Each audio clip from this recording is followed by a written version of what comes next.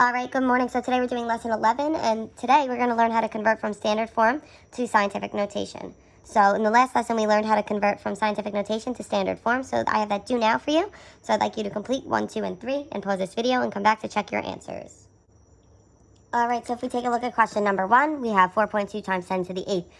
Our exponent there is a positive, so that tells me I'm moving it to the right. Remember, positive is going to give us those bigger numbers.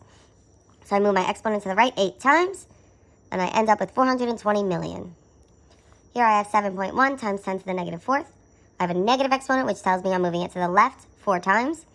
So I write my number, and I move it to the left 4 times, so I have 0.00071. Number 3, I have 1.005 times 10 to the 6th.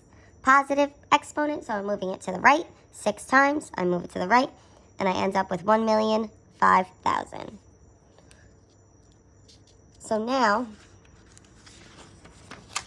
we are going to learn how to convert a number from standard form, like we have here, in order to get it to go into scientific notation. So we're doing the reverse. So what we want to do is, the first thing is I see 960 million here. So I want to move the decimal to create a number in between 1 and 10, because we know scientific notation always has a number between 1 and 10. So the place where I could put that there is in between the 9 and the 6, because that gives me a 9.6 then. Then I want to count the number of spaces that the decimal place moved. Well, if we see 960 million, we know the decimal place is really at the end of that number. So how many spaces is it from there to there? Well, it's 1, 2, 3, 4, 5, 6, 7, 8. So it's 8 spaces. Now this is a small number, and it's 9.6. That's turning into a really big number.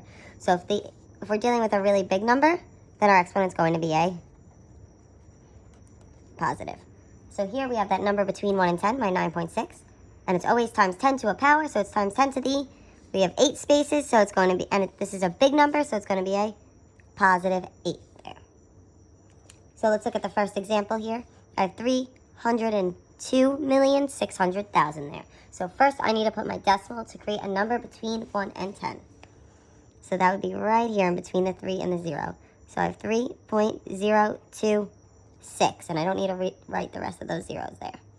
Then it's going to be times 10 to the, well, we got to figure out what our power is. So I know from 3.026, it's becoming this really big number, so it's going to be a positive exponent. And then I need to see how many spaces do I move it from where I put my new decimal space to get it to the end of the number. 1, 2, 3, 4, 5, 6, 7, 8 spaces. So it becomes 3.026 times 10 to the 8th power. So let's look at question number 2. We want to create a decimal that's in between 1 and 10. So where could I put my decimal space to make it in between 1 and 10? In between the 9 and the 0. So I have 9.05 then, times 10 to the, well, how many spaces am I moving it? 1, 2, 3, 4, 5, 6, 7, 8, 9 spaces. And my number is getting bigger, so it's a positive 9. So now I'd like you to try 3 through 6, and then come back and check your answers. All right, so taking a look at question 2, we end up with we did that one already. Question 3, we end up with 5.21 times 10 to the 9th power. We had to move that decimal 9 times to get it to the end of that number. Number 4, we had 9.24 times 10 to the 8th power. We had to move it 8 times. Question number 5, we had 2.45, and then it took us 3 times to move it to the end of the number, so it's times 10 to the 3rd. And question number 6, 31 needed to become a number between 1 and 10, so I moved it to 3.1, and then you only move it that one spot to get it to the end of that number. All right, so now we're going to learn what happens when we have a really small number and we want to make it into scientific notation. So the first step is the same. We want to make this a number that's in between 1 and 10. So I have 0.000712. I need to make this a number that's in between 1 and 10. So 7.12 is in between 1 and 10. And now we need to count the number of spaces that decimal moved. So I start here, because that's where we put our decimal. And where did it come from? Well, it was 1, 2, 3, 4 decimal spaces away. So then, if my number is really small, well, I had 7.12 was my number between 1 and 10, but the number is actually smaller than that, because it's really 0.000712.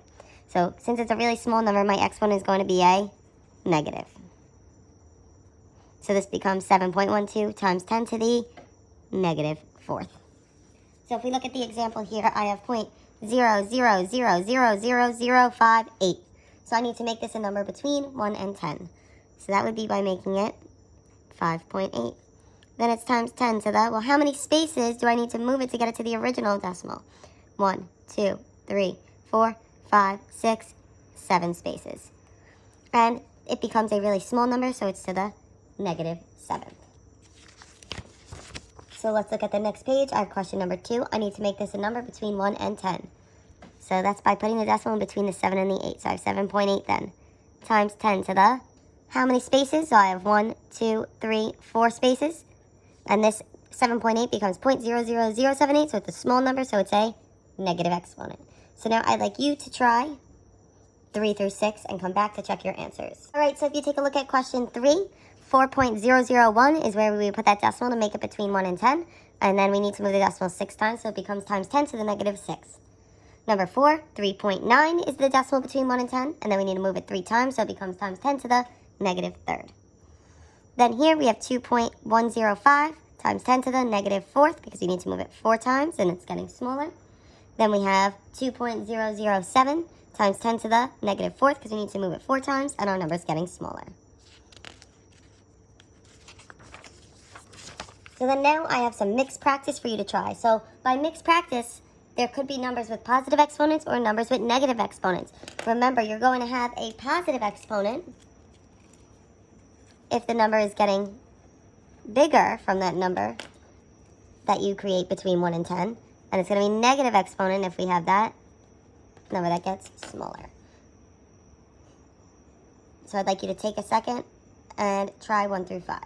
All right, so if we take a look at question number 1, our number was 2.2 times 10 to the 6th. I had a positive power because my number was that really big number. Number 2, I ended up with 9 times 10 to the 9th. Some people would write it as 9.0 times 10 to the 9th, and that's fine as well.